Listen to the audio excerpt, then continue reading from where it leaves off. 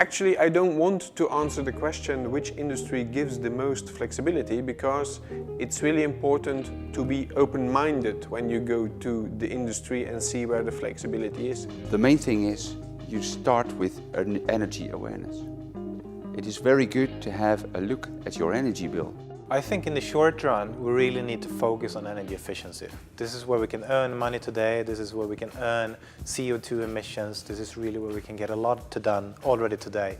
I think it was a good opportunity to try out and at least take a balance of what is there, looking ahead 5 years, what could be there in terms of flexible energy consumption.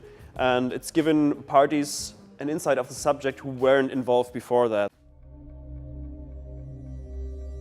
What we found is that Orkney and Shetland, for example, have very constrained energy grids, because they're at the end of a national grid and essentially they're independent energy systems.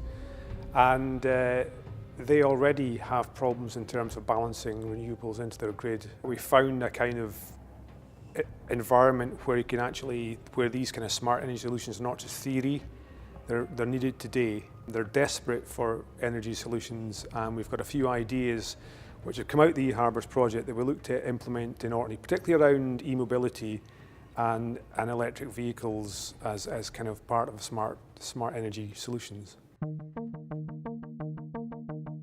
In the context of flexibility, there are quite some known ways to find flexibility. That's in cold stores. Quite interesting in the Antwerp harbour as well is it's a very, there's lots of petrochemical industry, and petrochemical industry is really known for its very flat energy consumption. So they're quite well known, like their offtake of electricity is always the same. So it was very difficult for us to estimate what we're going to find there.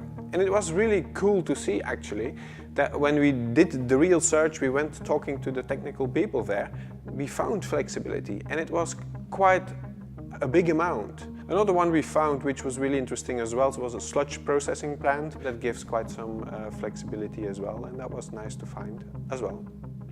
Well, during the E-harbours project we have found several business cases for industries and large power consumers to actually make money from flexibility. I think the strongest that we found is well, to optimize the use of own renewable energy production or production from combined heat and power on your own premises.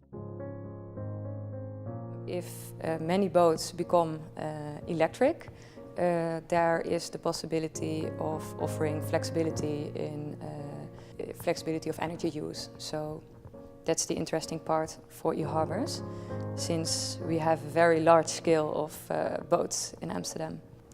I think we in the city of Malmö have been very inspired by what we have seen in Amsterdam, for example, with a long tradition of working with electric mobility on land and on water. We have tried to connect electric vehicles together with E.ON to smart houses in Malmö to see how residents interact with electric vehicles over time.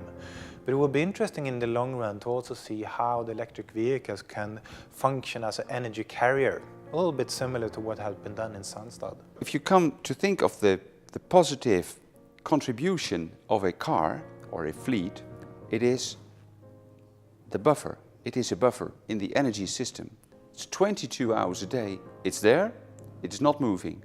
So it can help balancing the grid. A lot of the findings weren't surprising.